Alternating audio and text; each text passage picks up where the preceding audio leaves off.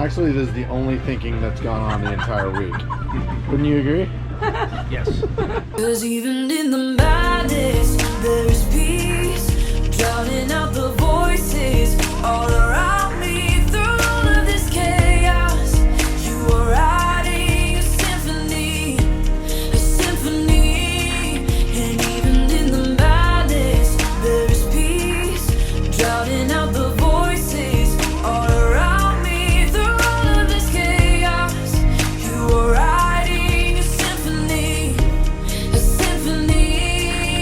Oh. We are headed to Nassau. We're going to the Bahamas to spend a week on a motor yacht with my sister and brother and their spouses. And then our family is going to fly down for the following week, and we're going to charter a catamaran and sail by ourselves. The flight over, really empty. A lot of people are coming over to the Bahamas, but not on our plane. So a little background on what we're doing. My sister has rented a motor yacht with a crew, and we're going to go down the Exumas chain and see all the sights. Along the way, I'm going to keep track of where we anchored, what cell coverage is like, and when we get back, the kids fly in, we get onto a chartered catamaran, and we sail and see some of these sights. I try to work at the same time and see how our first trip as a family on a catamaran works.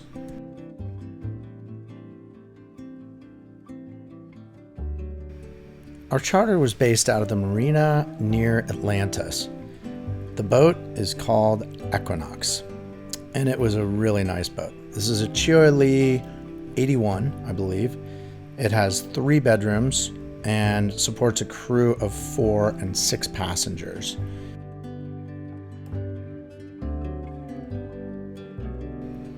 We went aboard. We're greeted with a few drinks from Fee. That's Fee. She was awesome. And then we went and did a quick tour of the boat.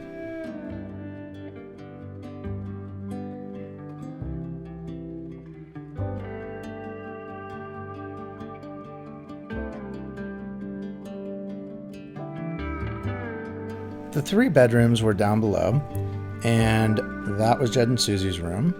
The next room was ours, and then the master stateroom was a full beam room with a huge bathroom in it. We went upstairs for a safety briefing and had a look around at the marina from the aft upper deck, and then we were off.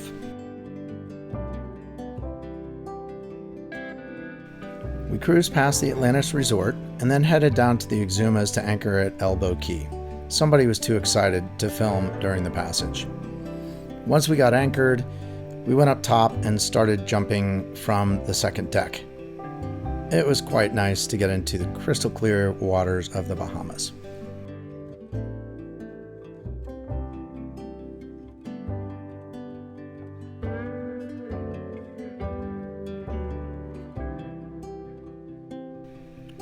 We had a nice dinner, we all went to bed, nobody tried to stay up late and swim in the middle of the night. And then we woke up and had an amazing breakfast before our next day's first outing. We were on our way to Shroud Key. We had a magnificent tender. Huge engines, probably drew about 6 inches when up on plane, and could get us miles and miles from wherever we were anchored. This gave us a lot of latitude in how we did things. We could go visit 2, 3, 4 sites a day, and this boat got us there.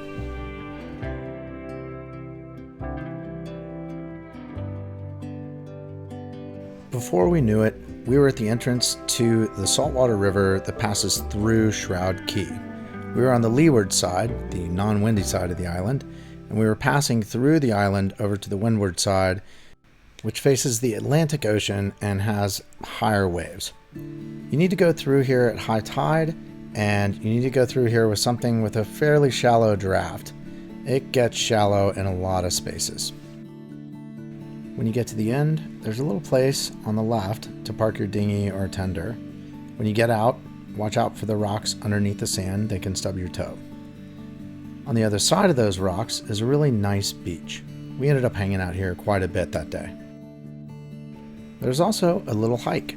You can even do this barefoot. It's not very long, and you're rewarded with a beautiful view back over your shoulder and of the river that you came in on.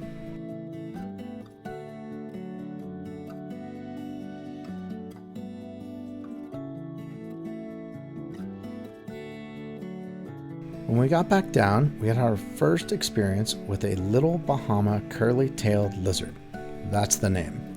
They're pretty cool, very curious, and if they're spooked or running, their tails aren't so curly. Going back out the channel, we had the good fortune to see several baby sea turtles. They like this area, there's plenty to eat, and virtually no sharks to come and eat them. The next day, we left our anchorage at Elbow Key and headed south to a spot just north of Big Majors. Underway, we had great breakfast and a great conversation. We stopped about halfway down and anchored near Warderick Wells. This ended up being one of my favorite places in the Exumas. The water just was unbelievable. And when we entered the lagoon in front of the park headquarters, it just looked like something out of a movie. It just didn't look real. This is an overhead of Warderick Wells. There's a horseshoe-shaped small channel where there are mooring balls that boats can hook up to and anchor overnight.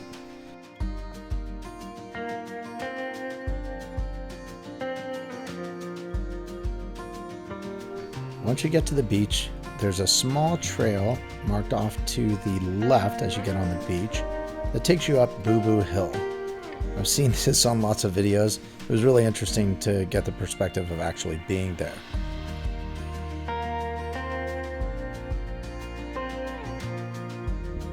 This is that hill that you see everybody walk up to, and it's got a bunch of signs on it that everybody's painted with their boat name on it. The pile was really massive. I mean, it just went on and on and on. But it's right at the top of the hill and has this great view. And there's a little bit of internet that you can get up there. The cool thing was that this trail didn't stop there at the pile. It went in a big loop. You went down, you got to see the ocean. There was a hike through a small palm forest. And you finished up crossing through this little bay on top of a bridge of rocks. Back at the beach, there's a skeleton of a sperm whale that died somewhere around here. I think it was back in the 90s. After hanging out on the beach, we got back on the tender and headed back to our boat. We had to make tracks south. We had to get to an anchorage just north of Big Majors so we could get some shelter. The winds were going to come up to about 20 knots that night.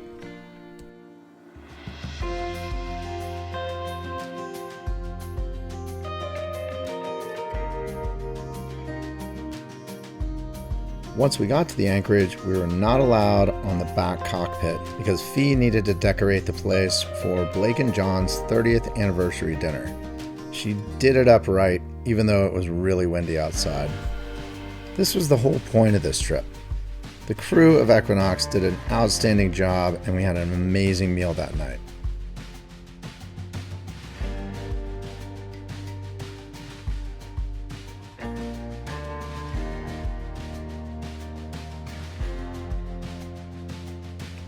Even though some of the passengers stayed up really late at night, Blake and John woke up and did some exercise.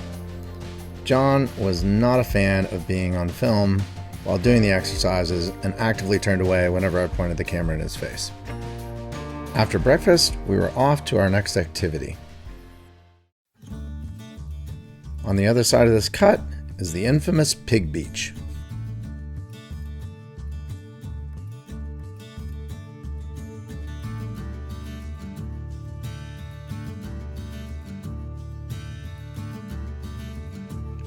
Now when you get there, the pigs are going to see your boat coming up and they'll start swimming out. It's probably best not to try to feed them while they're swimming. Their hooves are pretty sharp and they could poke a hole in a weak dinghy. Same goes for when you get to shore. They'll try to hop up on your dinghy, so it's better to just get out and work on feeding them when you're in the sand. Now, I've hunted wild pigs, I've butchered domestic pigs, I've never hung out with them and pet them like pets, but these guys were pretty cute. These guys had it pretty good. They had a continuous stream of food coming in with the different boats coming for visits, and it looked like there was quite a lot of rainwater collection to keep them hydrated. And the little ones looked like they were well fed too. A couple of pro tips from our man Paul. If you're standing on the beach and you hold your hands up like this, the pigs will see you don't have food and they won't bother you. Tip number 2, hold the food above their heads so that they don't keep moving towards you as they're trying to eat. These little guys were a riot. They were very curious about the camera. And some of them, when you scratch them enough, will just lay down and take it.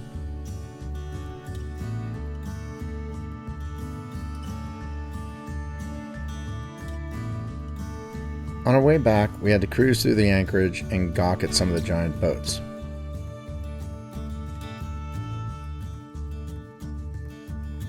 Even after several days of cruising through this water, I was still in awe at the colors. The blue was just glowing everywhere we went. It never got old. I never wanted to leave.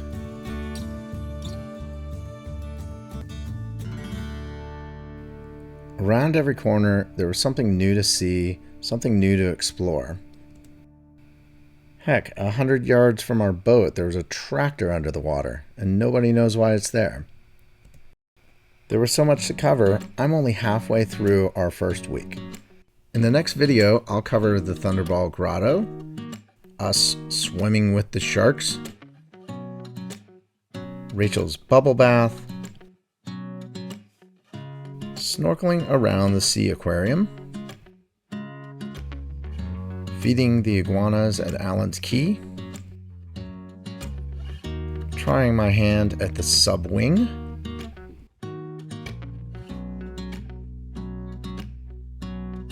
and hanging out on a sandbar in the middle of nowhere.